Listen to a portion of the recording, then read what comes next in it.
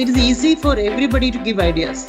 Now, they'll come with this idea, we can do this, we can do that. But when it comes to actual implementation, nobody does. So you can't run away from an employer and start a business. Though I have some of them actually start a business after retirement. They say, I don't want to sit at home idle, so I'm starting a business.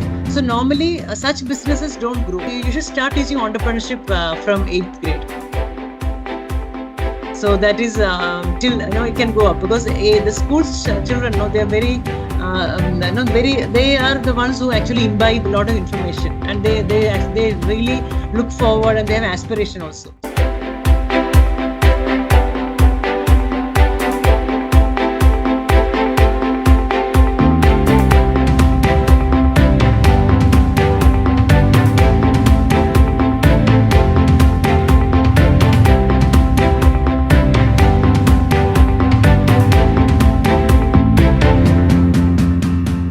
A warm welcome. I have been in this field of entrepreneurship education for the past 30 years.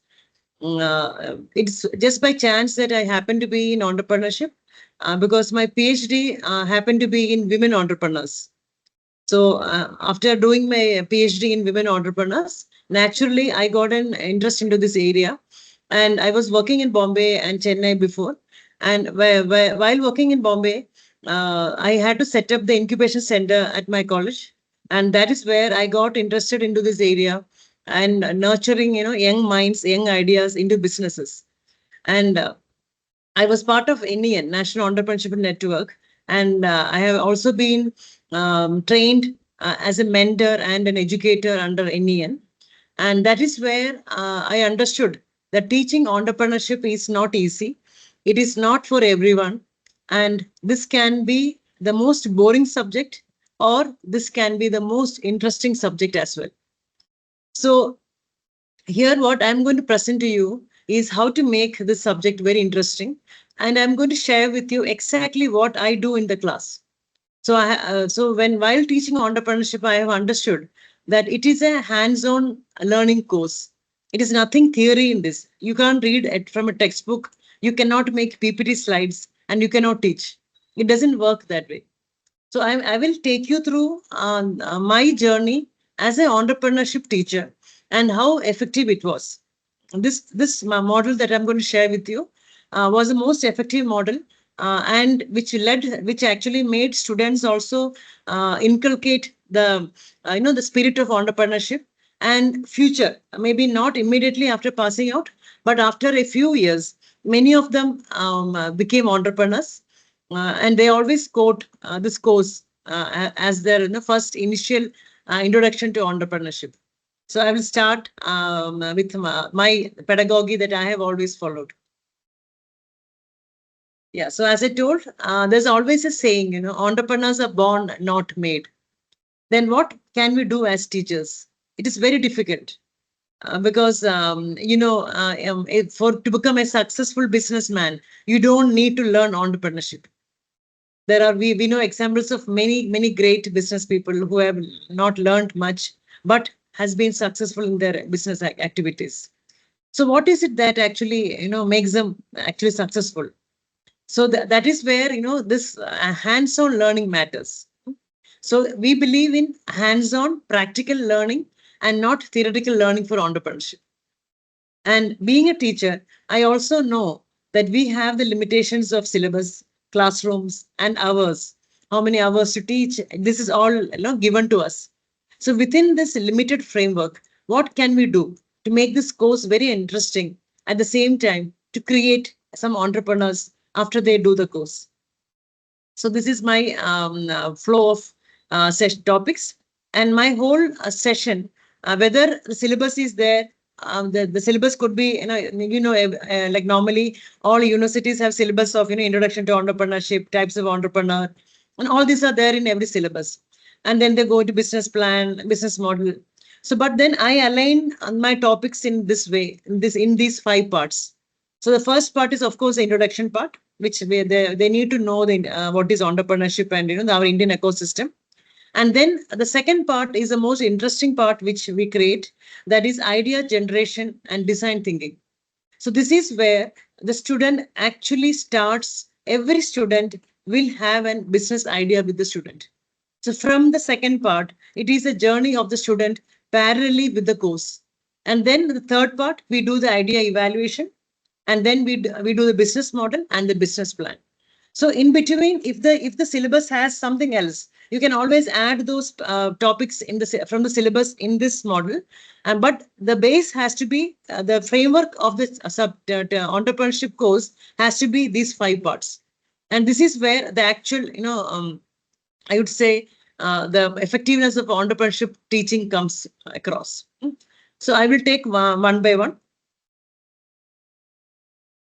So this is a video that I always start my class with.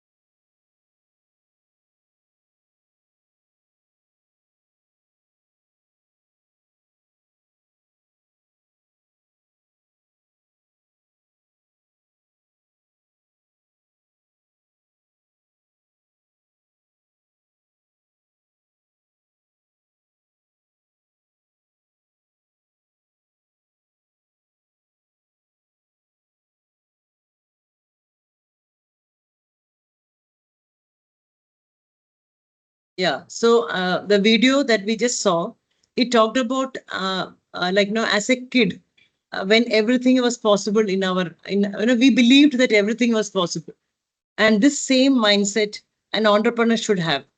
They should always believe that everything is possible. So I'm giving the example of a young boy called Max Alexander. He's a fashion designer from Denver, and he started actually designing clothes from the age of 4. And none of us can ever imagine that a 4-year-old child can think of becoming a designer. But his parents believed in him, and today he's actually become the got the Guinness World Record for the youngest runaway fashion designer. So everything is possible, and it is always problems that lead to opportunities. For example, if you look at Redbus was a startup in India where the booking of buses was done online. And Redbus was actually found because the founder faced a problem of booking a bus ticket. Same goes with Airbnb. Airbnb also, which in India we have Oyo rooms. These two business models actually evolved out of a problem of not getting a hotel room to stay.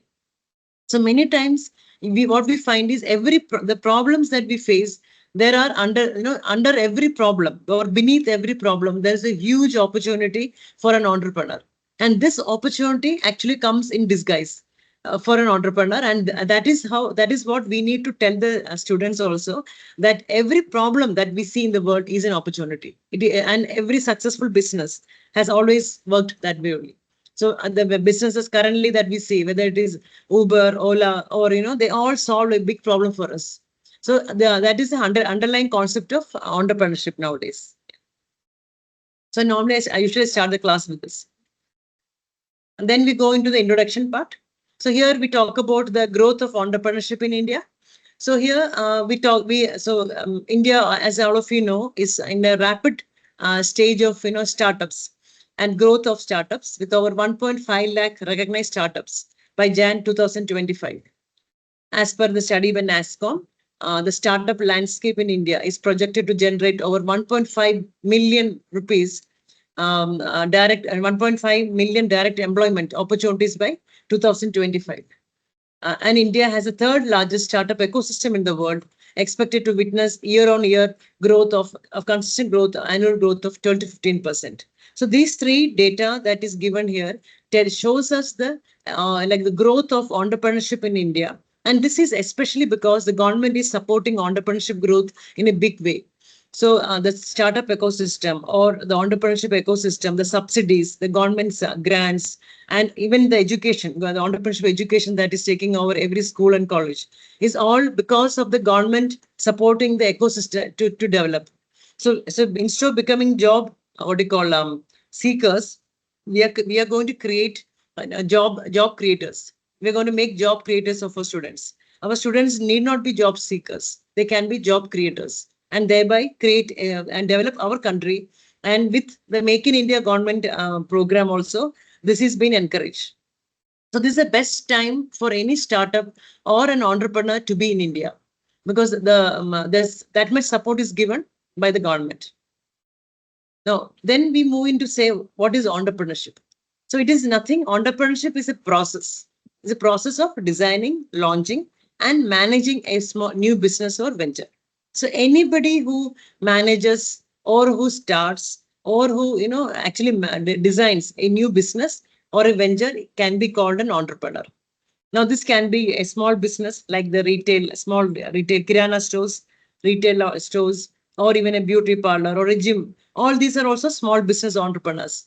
This can be like startups like what we know, Ola, Uber, Flipkart, Swiggy. They're all startups and they're growing in a very, very big way. The growth is the scalable, very scalable growth.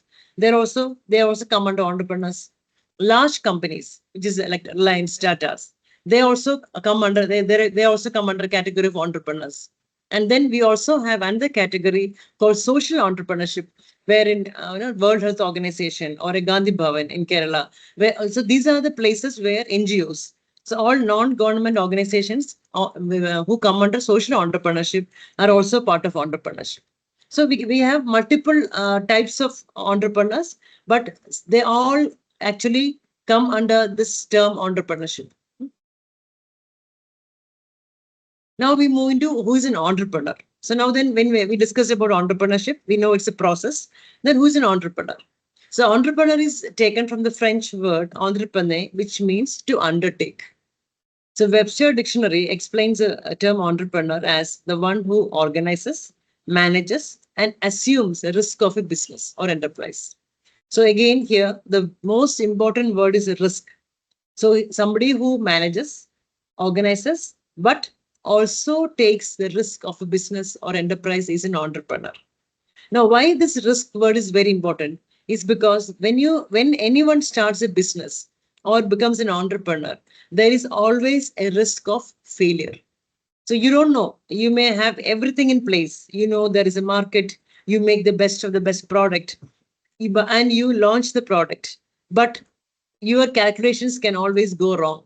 And then there could be times when nobody is buying your product and there is a huge loss of money and everything. You may have resigned from your current employment and have jumped into business, but then that risk is there.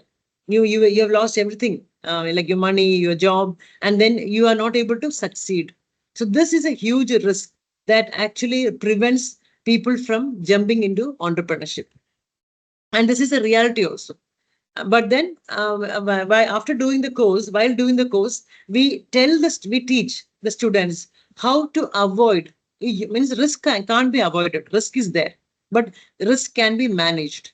So during this course, I will also share with you how we can manage risk. There are methods to manage a risk, and so that your failure, there's a buffer for you. The failure is not very harsh for you. So some of the famous entrepreneurs that we know, of course, Steve Jobs of Apple, Oprah Winfrey of OWN Network, and then Elon Musk, and then nowadays very popular, owner of Tesla and SpaceX. In India, we know Dhirubhai Ambani, who started Reliance Industries, and Narayan Murthy, Infosys. Now, these were our people who are first generation entrepreneurs. That means they have not come from the family managed business. For example, if I talk about Mukesh Ambani comes from a family managed business because his father was already an entrepreneur. But Dhirubhai Ambani was the person who started first. Narayan Murthy started first. These people, the first generation entrepreneurs, have a lot of courage. They've actually come from a very non-business background and have jumped into this area and have become very successful. Now, when I talk about entrepreneurs, who are these people and what makes them different from the rest? It's a very curious, natural question all of us can have in our mind. Right. So the first one we all know is one who starts his business. That is an entrepreneur. But apart from that, what does he have? An entrepreneur will be risk takers. They'll be problem solvers. They will be opportunity seekers. They will have some innovation. They'll also seek higher rewards. They're not satisfied with what they have. And they also will bring change. So I will give you an example of Starbucks owner, Charles Schulz, and we'll see how he fits into all this criteria. So Charles Schulz he started his career as a salesperson in Xerox company, and surprisingly, you won't believe, while being a salesman in US, he was in US. He used to make trips to Italy, Milan. And then he found out, they in one company, and then this company was also selling. His company was also selling coffee machines. So he found out that there was one company in Milan, in Italy, Milan, who was buying a lot of coffee machines. So this increases curiosity. Suddenly he became, as a salesperson, he became very curious as to why one company is buying so much of coffee machines. So what he does is he goes to Milan and he visits the company. And that company was called Starbucks. And what Starbucks was doing, they were not selling coffee like what we have now. They were selling coffee powders. Okay, they were selling coffee powders and the coffee powder with the coffee making machines. So that is why Starbucks was actually selling coffee machines and coffee powders. But they used to give this coffee for tasting to consumers. When whoever comes to purchase, they could taste the coffee and buy the coffee powder. And suddenly, the owner of Starbucks was Charles Baldwin. And then Charles Schulz becomes very interested in this coffee machines, coffee business, and he jumps his company and he joins Charles Baldwin. And then, so what happens was, and then he moves into Starbucks. But Starbucks was a coffee powder selling company, not the real Starbucks. And after then, what he sees is, while visiting Milan in Italy, what he finds is that Italy has a very big culture of coffee. I mean, people drink coffee outside the houses. I mean, they have this coffee, I would say, coffee shop culture, where people after office they meet at coffee shops. Families come in coffee shops and drink coffee. They spend time in coffee shops. This culture was not in the US at that time. In the USA, nobody used to go outside to have coffee. So then Charles sees this as a very big opportunity. So what he does now, he tries to bring this culture to USA, and he sets up his first coffee shop in USA, and he fails miserably. Nobody comes to his shop, and nobody even because their culture was not. They was too ahead of his time. The culture was not there in US, and then he fails. And then by the time Starbucks owner, real owner, Charles Baldwin, wanted to sell Starbucks. He had enough of coffee and he said, I want to sell it. And there Charles sees an opportunity. He didn't want the Starbucks to go to anybody else. So he wants to buy Starbucks. And then he doesn't have money. So he goes to every bank, he goes to his friends, relatives, he borrows money from his friends and relatives. And after many attempts, one bank manager gives him the money, and then he buys Starbucks. So that brand Starbucks he gets from this Baldwin. And then what he does is he starts again, second attempt. He starts setting up Starbucks coffee shops in USA. I mean, like where people come and have coffee again. But then this time, he started slow. He started with one shop on one, like in one place, and then he started slowly expanding. It took a long time for US people to actually come into this coffee culture, but it did. And now where is Starbucks? So Starbucks is not limited to USA alone. Starbucks is now across the every country in the world, and it has created a very big brand of its own. So you see how from where it started and where it is now, Starbucks. A very simple, common salesman. He was a salesman. A salesman's dream and his aspiration and his risk-taking ability. So when I look at this example, so he was a change agent because in USA there were no coffee shops. So he brought the coffee culture to USA. He was an opportunity seeker. So when Baldwin was selling the Starbucks coffee shop, he immediately found the opportunity to purchase Starbucks brand. Then he never stopped once he failed. So he was always seeking higher rewards. He again came back to the coffee business. He was an innovator because I said, no, there was no, the culture of coffee buying was not there in, or having coffee outside house was not there in US. That innovation of that culture of coffee, drinking coffee outside or a coffee pub, as we call it now, was actually created by Charles. Then he became a problem solver. So he, when he didn't have money, he actually goes to his friends, his relatives, his wife, I mean, everyone he begged to for money. So that problem is solved. And he was, of course, the biggest risk taker. And that is why Starbucks is a tremendous successful brand and where it is now.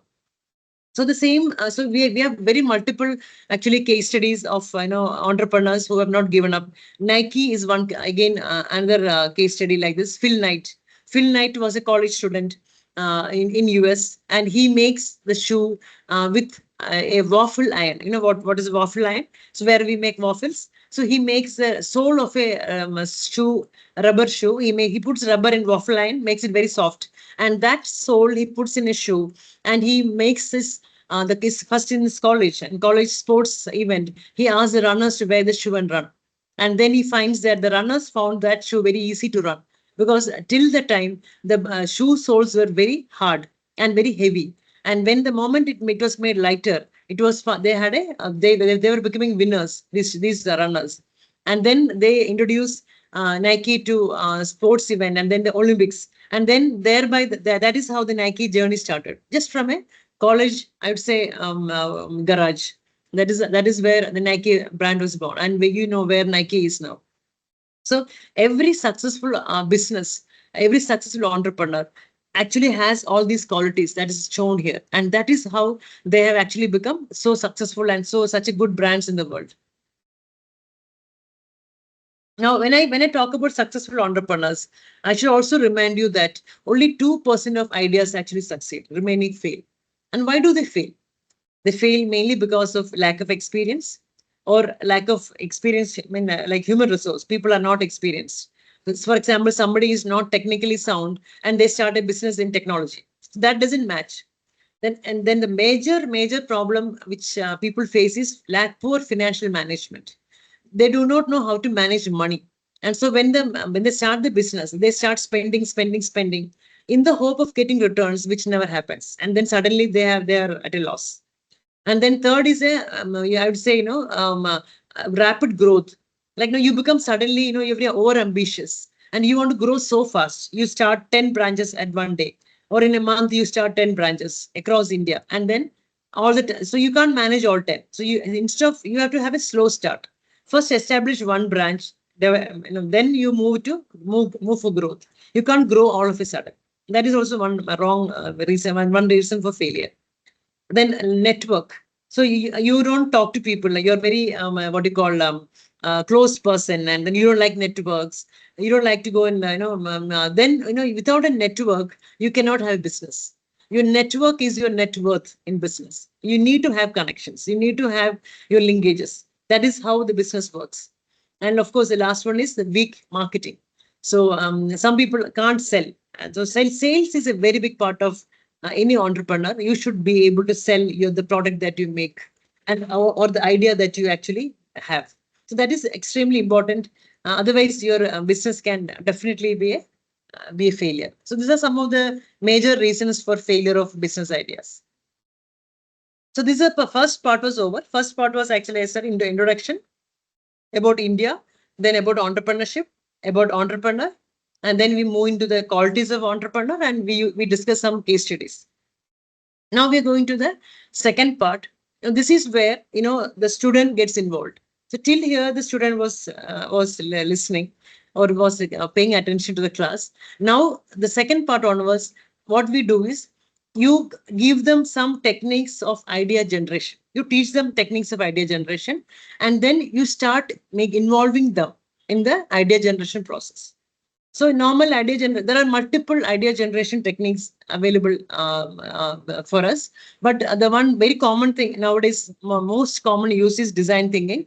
I'll just tell you what is design thinking very briefly. Design thinking is a process to apply to solve problems, create or redesign. So it's a process, nothing else. Is a very simple process to solve problems. That is design thinking. So problem plus design thinking will give you solutions.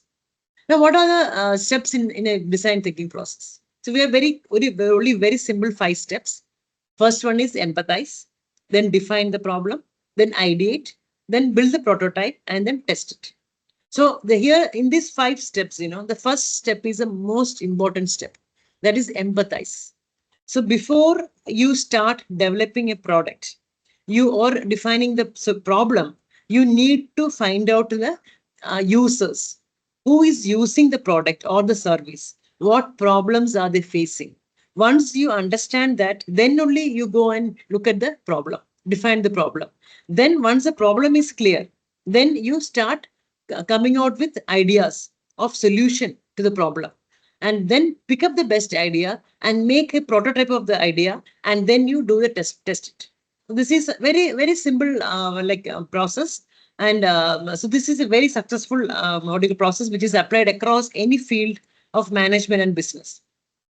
So empathize means like you can do interviews, you can shadow means you can observe, you can look to understand. Just keep observing the users and empathize. Define is of course you create profiles or personas, role, objectives. You take decisions, challenges, and pain points. Understand all this. And then you define the problem very well. Ideate. So here you share ideas. All ideas are worthy. Diverge, converge, think, collaborate, do everything, and then prioritize the ideas. Last step. And then after prioritizing the ideas, you pick up 1 or 2 ideas. And then what you do, you develop the prototypes. Like you have storyboards, you have mock-ups, but keep it very simple. Prototyping is very simple way of showing the model. And then what last step is what? After you make a prototype, then what you do is you go for testing. So in testing is where you understand the problems. And then again, you reiterate, you change. So this is how it works. So from the problem to the solution. That is the whole process of design thinking. Now, that is one method of idea generation. Now we have other very simple methods like brainstorming, mind mapping, scamper, and blockbusting techniques. So I'll just take you through these 4 techniques. So brainstorming, all of us know brainstorming. Brainstorming is one of the best methods for idea generation. So even this, I use brainstorming even in my work. So whenever we have a problem in the organization, I call the entire team, and then we sit together and we brainstorm, and then we come up with maximum number of solutions, and we pick up the best solution. So this is a very tried and tested method for idea generation. So here what happens is every participant is encouraged as many ideas as possible to give. So no matter how, there is no judgment of ideas. So if you have 10 participants, you can get 100 or 200 ideas. There's nothing wrong in that. So nobody judges the ideas. So first round is, you just come out with maximum number of ideas. And then we shortlist, we narrow it down to the best. Okay, so that what is the advantage of brainstorming is it gives you freedom to think. There is no limitations, and then you just start thinking, out of the box. And sometimes you come out with very beautiful solutions to problems, which we normally we don't even think. So it is like, no, make a group, establish a dialogue, exchange ideas, don't interrupt, no criticism. This freewheeling is encouraged. Quantity is important, and number is important. And then combinations and improvements of ideas are encouraged. So this is a brainstorming method. This is what I normally do in the class with students also. Mind mapping is when you actually show, mind mapping, a roadmap, like it is like a map of your ideas. So this is normally what we see it in movies, when you see detective movies, you find that a police officer or the inspector standing in front of I would say a board with a lot of pin-ups and, a lot of photographs, and he writes down things, and then he looks at the board for a long time, and then suddenly he gets a clue. That's exactly mind mapping. So, here, see, you write down everything. Visual representation of information is mind mapping. So it starts from the center. So center, you have a main idea, and then you can keep on adding your draw lines. Like, for example, suppose you want to want to have a healthy lifestyle. Your center point is health. Then what and all you need to do for health? You need to eat good. You need to do exercise. You need to sleep well. So all these will be the mind maps that you need to achieve. So, and put it all together in a board or in a paper. No, it gives you a lot of clarity. So that is a mind mapping method. Yeah, start, develop, repeat. Yeah? And this is I said healthy lifestyle. So you have all these things: stress, leisure, health, sleep, family, exercise, and diet. So all these, the central point is a healthy lifestyle. The third is Scamper. Scamper is a very famous tool that nowadays people use to be creative.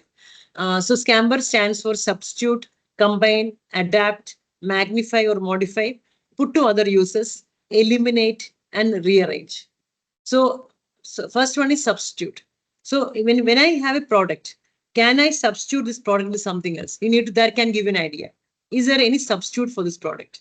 For example, like you have a pen. So can I substitute this pen with something else? So that will give you more ideas to come out with for your business. Combine. Can two services be combined and made into one? So nowadays we have a printer and scanner together. So a lot of see, mobile phone is a good example of a lot of combinations. A mobile phone has got everything. It got a camera, it has got Wi-Fi, it has got music storage, everything is there, right? So that is a very good example of combine, and then giving you all the services at one what do you call device. Adapt. So what worked in US or what worked in Europe, we can adapt to India. Like all the business ideas that we see in India, like yeah, like your Ola or your Oyo rooms or even your Swiggy, these are all actually Indian adaptation of international businesses. So Ola came from Uber, then Swiggy came from Zomato, and Oyo rooms came from Airbnb. So this is actually adaptation. You can adapt and you can modify it. Again, magnify or modify, change the appearance or add features. So first you have a base model, then you keep on adding features and you modify that. Sometimes things can be put to other uses, which is very very like can come as a surprise for us also. Like yeah, I am sure, I don't know how many of you know, washing machines are used to make lassi in Punjab. So there's a very different use of washing machine which none of us can ever think of, right? So like there are other uses can be done for one product here.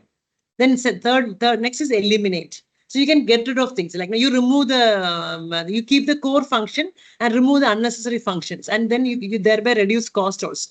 So we call it no frills. We remove all the frills. That is also one method of a new idea. And the last one is rearrange, reorder. Like for example, nowadays we see drive-through restaurants. So McDonald's normally have a drive-through. Drive-through is where the vehicle you can go inside. You don't have to get out of the car. You stay in the car and you order and the order comes out, right?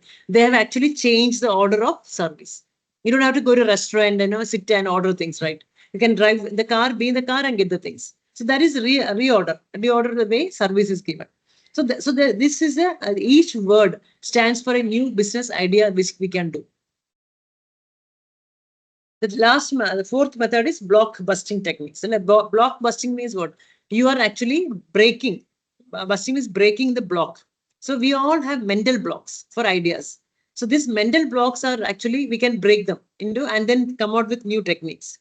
So first one is use for. There is no, what are the possible uses of an object? Maximum number of uses can you list out? Like very simple example like brick. What are things that you can do with a brick? So, if I give this exercise to a class, students will come out with a lot of things. They say we can work, it can be a stop, door stopper. I can break, it can make it become a chalk. Again, okay, apart from, of course, building a wall or building a house, or then they say I can throw it at somebody. It can become a paperweight. So many. So you'll be surprised that students are able to think creatively and bring out so many uses for a simple thing like brick. Again, like next was improvements. So a very small product, thing. How can we improve? So, for example, a coffee mug. I mean, all of us know coffee mugs have become very. A lot of add-ons have happened. Improvements have happened in coffee mugs. We have stirring coffee mugs. We have coffee mugs that can keep coffee hot. We have coffee mugs that change color. So these are all improvements. So we can add on features, and we can bring in new product ideas. What if? This is a very creative method wherein we ask totally, irrelevant or, questions to make them think out of the box. For example, what if rocks were soft? Or what if animals could talk? What if everybody looked same? So this is a totally imaginative scenarios are given, whereby, then these exercises makes them actually think different. They become very, very, open. They create this exercise builds an openness to think out of the box, and then they become more freedom to think comes, and then you make them do the exercise, they will be coming out with good ideas. Yeah, so once we do the different exercises, we ask the class to divide the class into groups, and then each group is, if it's a larger class, you can divide them into groups. If it's a smaller class, you can make them groups of 2 or 3, and then you ask them first to do a brainstorm for 3 minutes and come up with maximum number of business ideas, and you'll be surprised in 3 minutes a group of 4 or 5 students can come out with 200 or 300 ideas. And then, what you should do next round is you give them more time, around 10 minutes, and you ask them to choose 2 best ideas that they will brainstorm, based on feasibility. And then you ask them to choose one idea which is close to the heart. So that is how. So now what has happened? Now there is an idea with everybody in the class. And then now in our sessions that we go ahead, this idea is put into practice. This is where the application starts. So it is not theory anymore. Okay, now whatever I do in the class, the student parallelly does in his business idea, and that is how it goes. So I told about feasibility, right? So for finding out feasibility, we give a 5 questions. That is, what important customer problem are you solving? How valuable is the solution? Suppose you have got, sometimes what happens is like there are 2 students or 3 students, and each of them will have one idea which they are very, very passionate. So they don't want to give up their idea. So then we need to give a set of 5 questions. And once these questions, when they answer the questions, they'll know which idea is good. So like, how valuable is the solution? Are you solving any pain points of consumers? Second one, how are you going to solve the problem? Do you know what to do? That is second question. How many customers will buy from you other than your family? That means, what is the market size? Then fourth one, why can you only provide the solution? Can someone copy your idea and be better than you? And the last one, how can you defend your product or service against competition? Because competition is inevitable.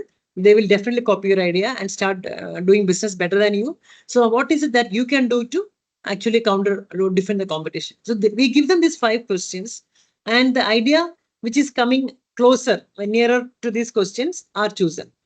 That is it. Not like, so this gives a clarity for them, like how to actually screen the good ideas. Now, once the idea is done, now we move into idea evaluation. So this is a very important stage where you need to drop idea, or you need to change your idea, or you need to go ahead with the idea. This stage decides that, this part. So what is idea evaluation? So we follow John Mullin's 7 domain framework, a very simple framework where we evaluate opportunities. So this is a framework. This may look very complex, but it's very simple. So I've given a small example case there. Two MBA graduates, Ankit and Nikhil, decided to start a restaurant called Chulha. Now they want to solve the problem of not like home food not availability. So they are students and they miss their home cooked food or this food from their state. So they are like they really want to start something so that they can give the students a very home cooked food with and from especially North India or East India. And they decide to start a e-kitchen. That means an online with a website, and there's no restaurant. They want to start off with an online what do you call a kitchen and the delivery to the required or the customers, and they will only have a good website. That is their plan. Now, if and I put this idea into this domain, we'll see what happens. So this domain has got mainly you can see there are two. There's a mainly on the top you have market domains, industry domains. So market means consumers, industry means sellers. So one is a consumer, one is a seller part. So market domain and macro level. So we have a market attractiveness. So market attractiveness means this: do you have enough customers to buy the product? Is a market attractive? Is the customer or are the customers large enough to buy your product? So in this business example I gave you, see, when you start a restaurant business for as an online restaurant business, you have a huge customer base. Okay, you don't have to limit to students, right? You can give to office goers. You have a very huge customer base. So anybody who wants home cooked food, who is staying away from the home or who is staying in hostel is your customer. So your market attractiveness there is very high because you have a huge, the market is very huge. The only thing is you need to be able to provide them. That is all. Now, when I come to market domains at the micro level, that means the lower part, that means your target segment benefit and attractiveness. So now I know my market, I know who's going to buy my product. I know that it is very large segment there. But then are my benefits, means what am I giving them? Is it attractive for them? Or will they go to somebody else? So for that, they need to actually have very good taste. So suppose if I'm giving you Bengali food, the Bengali taste has to be authentic. So I can't make a South Indian prepare Bengali food and give. It will never taste authentic, right? If I'm giving a South Indian food, it should taste authentic. So that is the differentiation or attractiveness they need to bring in their product. Only then they will have benefits for that. They will see the benefit, right? So this is the micro level. They need to work on that, and they need to make the product very what do you call? I would say differentiation should be very good. Otherwise, they will lose out for competition because there's a huge competition in this industry. So there is too many players who is giving so much of food, right? So then how is it that you become different from the rest? That's the biggest challenge they're going to face. Now, if you look at the industry domains, industry domain macro level is the industry attractiveness. So is the industry attractive? No, because there is tremendous competition in this area, and you can be one more of the e-kitchen or the online food industry. So that is there is too many I would say too many people in that industry, and it is going to be a disadvantage for you. The last part, micro level industry domain, that is the sustainable advantage. So here we talk about if you are able to create a differentiation, if you are able to create a USP, will you be able to sustain it for a long time? That is a question. So we know there are some businesses that actually sustain, especially in food industry. There are some restaurants that actually everyone goes to and everyone keeps going again and again. And there are some food restaurants which people go once and then don't go at all. So how do you sustain that? So so in this, when you analyze his business, we find that only one thing is good for him. That is the customer segment. That means he has a large customer base, but he has a challenge of differentiation. He has to be able to sustain his differentiation, his advantage, and his industry is very competitive. So the other three parts are actually not very I would say attractive for him. That is how you evaluate the business idea. Now, what is inside the white part? The white part talks about your team. That is the people who actually run the business. Do you have the mission, aspiration, and propensity for risk? How is Nikhil and Ankit? Are they risk takers? Are they passionate? Will they go the extra mile to see the business successful? So unless and until you have those characteristics, you may, because this business is a challenge, right? So once you enter the field and you'll face competition, are you the ones who will get scared and run away? Then second one, your ability. Are you capable to execute your what critical success factors? So the critical success factor would be your what you call your differentiation. Well, like I said, authentic food. Will you be able to do that, or are you dependent on any chef or any cook? And if what if he leaves you and goes away to some other place? What will you do? So these are the abilities that you should have. Last one is your connectedness. That means your network. How good is your network? All the throughout the value chain, right from your sourcing till the customer. Do you have any connect whom you can tie up with, collaborate, or make maybe enter an agreement with, which can ensure your business? Like for example, can you tie up with a company like a software company and tell them that I can give you the lunch? Is it possible? Does he have the network? So these will decide. So these seven domains will actually decide your business ideas future. So this is where if the students. So now we'll ask the student to actually put their business idea into this domain and try out whether the business idea is good, or do they need to change the business idea, or do they need to drop the business idea. And now if this exercise is done properly, now the business failure won't happen. This is where the failure or success is determined. So normally when I take lectures, this whole concept, this domain takes 3 hours. So it's a very long topic to take, because each of the factors has a lot of say, like there are a lot of models to inside this model. Like for example, industry attractiveness, we teach by this one Porter 7 Force model. And then sustainable advantage we teach with CSA. So there are each of this of these parts, they have a multiple models. So it takes a long time to teach this 7 domains. So but I'm just giving you a gist of what happens normally. Once this stage is done, then what happens is you go, so that you're done the evaluation, and then you ask the students, do you want to proceed with the same idea, or do you want to drop the idea, or do you want to change the idea? So some of them come and tell, I need drop, or then we'll ask them to take another idea. Or some of them come and tell, ma'am, we need to tweak the idea a little bit. So we allow that. Some of them go with the idea. So, but once this stage is done, you can't go back. This is the only stage where you can drop the idea or change. Now, whatever happens in future, you have to bear the whatever happens, whether loss or failure or success. So then now, after the idea is clear, now the part 4 is a business model.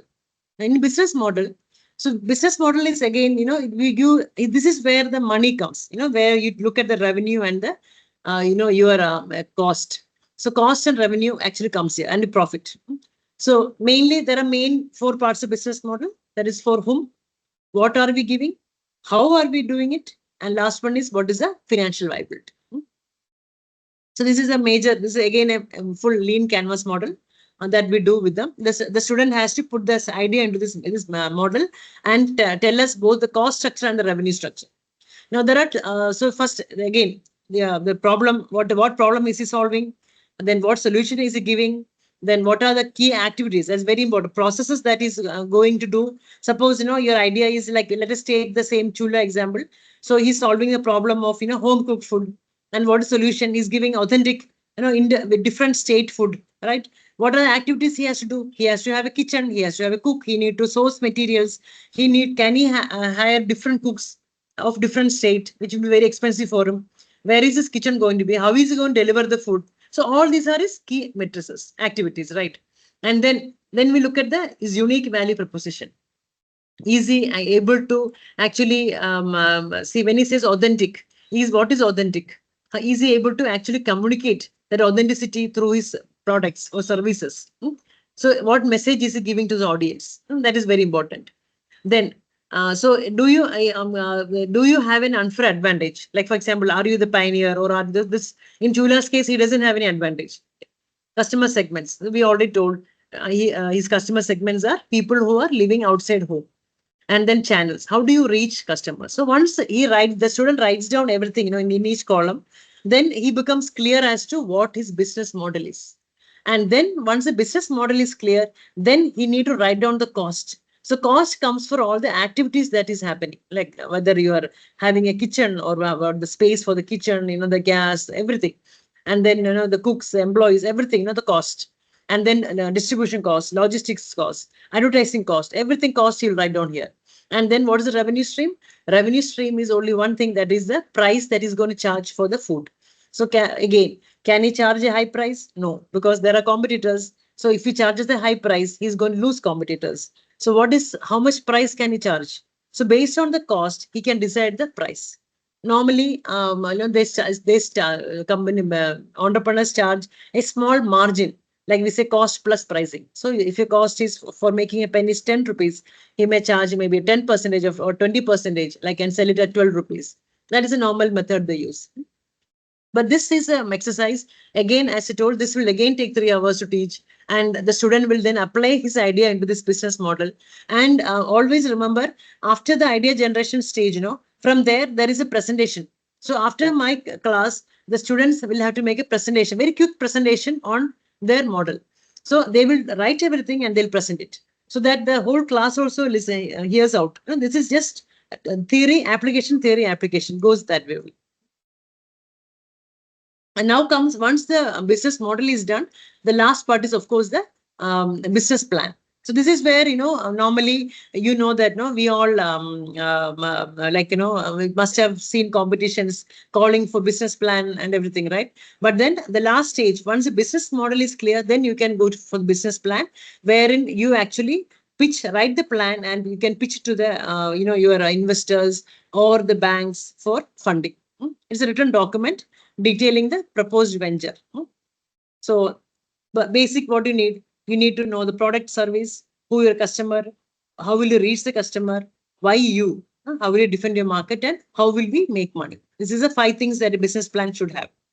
So the steps normally are, so data, company details, management, industry and competitors, operation details should be there, marketing, sales, financial information should be there.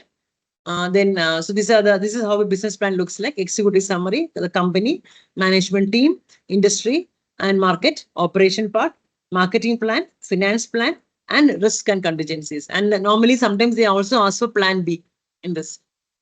So I just given you how it looks like. Management, what and all points should come under each one. Operations, you can put technology, quality, everything. Marketing, all branding, product, packaging, pricing, all comes under marketing. Finance is fund, from where you get funds, projected financial statements, costing, break-even, everything. Risk, major threat and risk, and outline strategies for countering them. Appendix should have all the proof of everything, whatever you have mentioned in the main plan. Yeah, the plan has to be very short. Organize and package the plan appropriately. Orient the plan towards the future. Avoid exaggeration. Highlight critical risk. Give evidence of an effective entrepreneurial team. Do not over diversify. Identify the target market. Keep the plan in the written third person and capture the reader's interest. Okay. Yeah. So now I'll just show you one more and I'll stop. So now this is the last topic for a business plan, and then the student actually they make the business plan and they make the presentation of business plan. By then the course ends. Now in between beginning of the course also, if you want to create and want to make the students know whether they are competent to be an entrepreneur, you can do this. Or towards the end of the course also you can do this. So that's something called 5M model. So we have a maker, magician, mobilizer, master, and merchant. So there's a questionnaire given to the students, and based on the based on the answers they give, there are points allocated, and the points are calculated, and then every student can fall into either of these 5. So first type is a maker. Makers are they solve problems. So if your student comes as a maker, then you can say that you're good in solving problems. What is your fear? If you are losing control, and your major priority is processes. You are always looking at processes. Okay. Some of the major famous makers are Narayan Murthy, Henry Ford, and Eduardo Saverio, co-founder of Facebook. Then you have merchant. Merchants are they capitalize on opportunities. They fear losing money, and they work on profits. And the famous merchants are Kishore Biani, then Dhirubhai Ambani, Richard Branson. So the students feel very happy, they say they associate with these entrepreneurs then. Third type is magician. This is true. They are the innovators. They're good ideas. They're always into ideas, but they are sometimes impractical. So we have Steve Jobs, Elon Musk, and Asim Premji. Then we have mobilizers. They are the ones who actually mobilize resources. Very good at mobilize resources. They help people. They are afraid to confront people. Their core priorities people. And people like Varghese Kurian, J.R.D. Tata, and Ratul Narayan becomes the mobilizers. And then last one is a master. He's an expert. He hates being average, and he's a very knowledgeable person. And you have Bill Gates, Anand Mahindra, and Kiran Mazumdar. So this exercise is given to them, and they relate with these entrepreneurs, and they feel very happy, that they have these qualities which can be an entrepreneur. This is a very good motivation for students, and that's self-discovery that we do. With this, normally I end the course.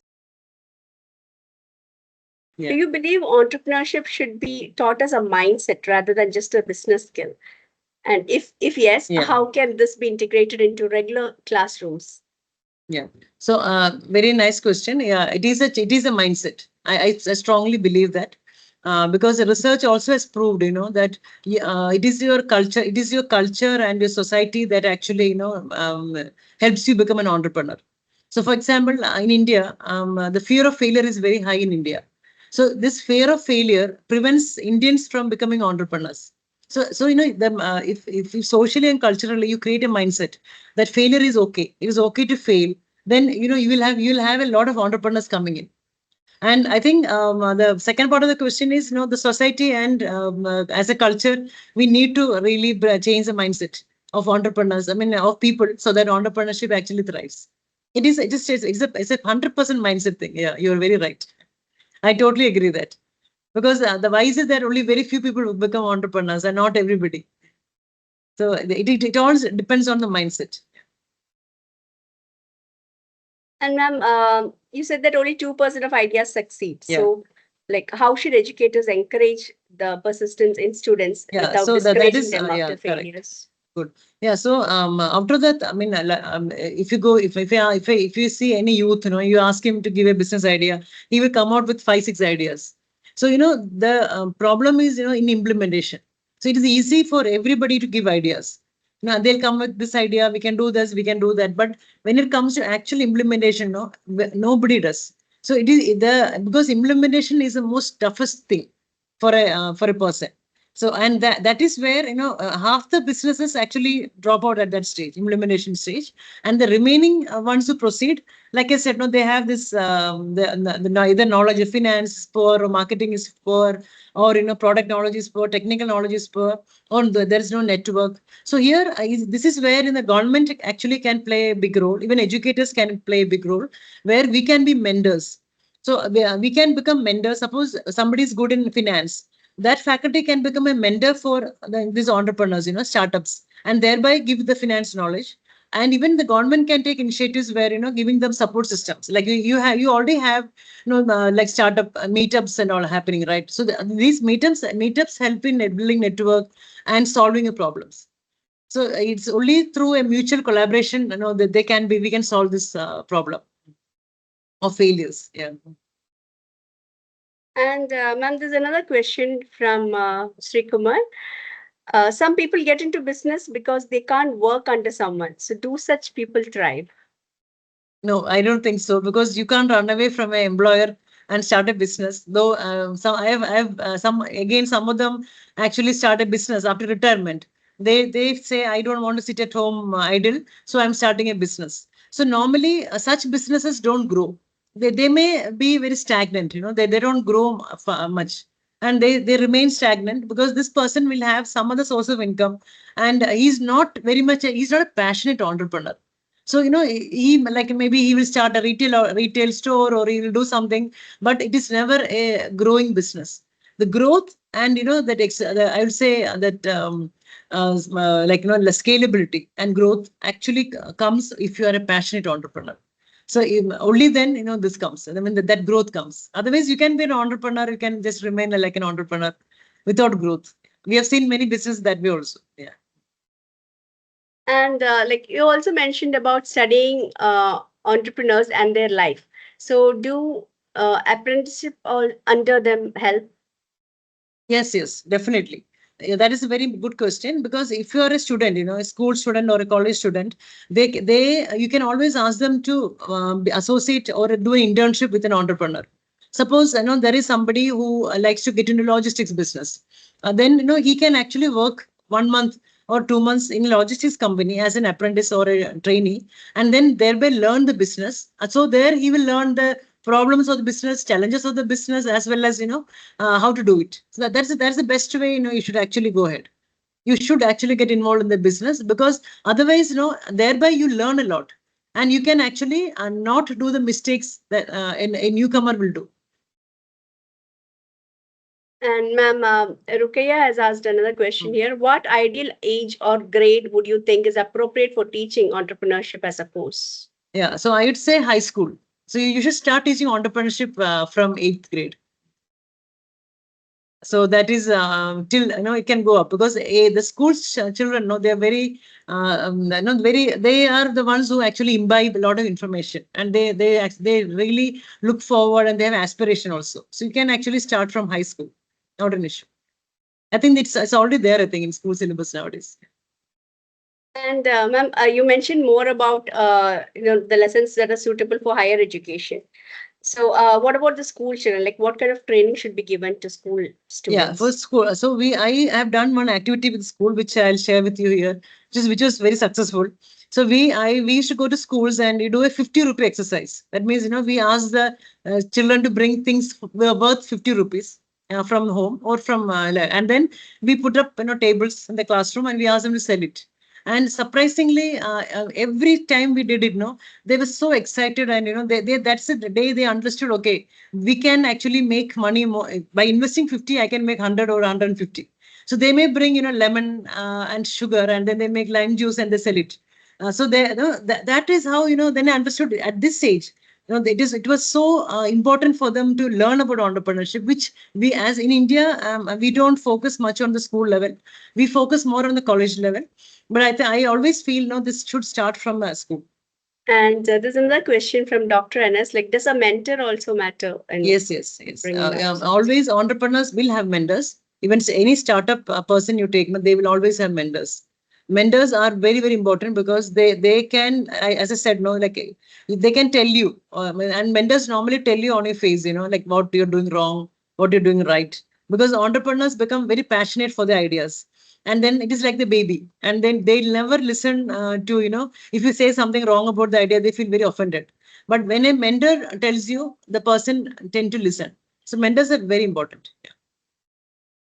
And ma'am, like, how do you see entrepreneurial education, like preparing students not just for startups but also for entrepreneurship within organizations? Okay, so again, entrepreneurship is something that is it's a quality of a person, like an entrepreneur, like who takes initiative, whose willingness to work is very high, who is passionate. So in an organization, if an employee exhibits these qualities of an entrepreneur, like he is a risk taker, these qualities of an entrepreneur, if an employee exhibits in an organization, he becomes an entrepreneur. And me being the head of the organization, I definitely would love to work with such employees. So, these are employees who bring change into organizations, who actually have good ideas, and who can bring and grow the organization also. So, entrepreneurship is something we definitely need to have, and this can be inculcated in employees. And ma'am, one last question. Like, if something goes wrong, there's a definite reason, isn't it? So should they go analyzing it or start with a new idea? Two ways. Yeah. So you can tweak the idea. So once suppose you start a business with an idea, it fails. Okay. So you have already done half, this whole idea, but you can always change the idea and make it better. For example, I can tell you, you start a store. Suppose you start a retail outlet store, let us take a clothing line store. And then you invested in a store, in a shop, space, and you've got designers, everything is there, and it's not, nobody's coming into your shop. Now you can either close the shop and say goodbye, or you can add on an e-commerce platform. So that is where the change comes. So entrepreneurs should be flexible. They should be adaptable to the environment changes. And then suppose then suddenly he moves into online space, so he saves the money of the store, He doesn't have to spend money on the store. At the same time, he has the flexibility. Anybody in the world can buy from him, right? So that is, this flexibility has to be there with entrepreneurs. They need to adapt. Okay, ma'am, there are two more questions in the Yeah, chat yeah, box. we Shall we can take take it up? it. Sure, Yeah, sure, okay. sure. Yeah, Vidya has asked, like, before the onset of the course, how effectively can we portray financial literacy among the students? So here, for teaching financial literacy, you can start with a very small exercise. Like, you ask them to, very simple products like a pen, or, or even a pencil. You ask them to calculate the cost of making a pencil, and then you ask them to sell the pencil. And then you ask them, tell them, how much should I sell so that I get profit? So this very, very simple, we say back of the envelope calculation. So which normally, anybody in the house also we do calculations, right? So this small, don't tell them big words like revenue, cost, they don't understand that. But you can always tell them, how much money does it take to make it. And then these students normally forget. For example, when I told about 50 rupee exercise, many students bought 50 rupees worth of, lime and sugar, but they forgot the cost of bringing the products from the home to the school. That has a cost, right? There's a petrol cost of, bringing the things here. They forgot that. They forgot the cost of their service. They're making the lime juice, right? That is a cost. So you have to make them aware that, everything has a cost. In business, your time also has a cost. Like every small thing has a cost. And once they become aware of that, then they start calculating like that. So that is how you should, by doing. I should say financial literacy can be inculcated by actually making them do, and then making them understand. Yeah, you missed all these costs. Now you add up all these and tell me now the profit. Then most of the time it becomes a loss because they have not calculated that as a cost. Yeah. And ma'am, Rukaya has asked a question here. You have a background in research in women entrepreneurship. So do you think a special course or course components be added for girls, like girl students, considering the challenges faced especially by women entrepreneurs? Here, I would never differentiate between a man and a woman as an entrepreneur. They both have a similar challenges. So challenges faced by men and women are the same. Only India is changing now. Okay, definitely changing. When I did my study of women entrepreneurs in 2001, surprise, you will be surprised to know that my sample, all the women entrepreneurs they became entrepreneurs because their husbands asked them to do so. None of them became entrepreneurs by choice. So either, their husband had died, passed away, they were forced to take a business, continue the business, or because the husband registered the business in their name because they got subsidy. So that was the scenario in 2001 when I started. But today, I am part of many women networks of entrepreneurs, and I find that there's a very big change in the network of women entrepreneurs because they've become very independent, and they become entrepreneurs by choice. And especially with the advent of our social media platforms, where anybody can become an entrepreneur now. You have a small business, you have a business idea, you can have an online store. In your home you can have an online store, you can start selling things. So the lot of women entrepreneurship have come in and that space, and they become financially independent. And and husbands are encouraging that because they're not going out of the house, they are looking after the family, at the same time they're making money. So even a small, somebody who makes rotis, somebody who makes subjis and give in the evening in your apartment, even they are a entrepreneur, women entrepreneur. So this concept of mindset is changing a lot in India. And I think yeah, of course, the challenge comes from only men who don't accept women entrepreneurs. I think we need to change the mindset of men and not women entrepreneurs, I think.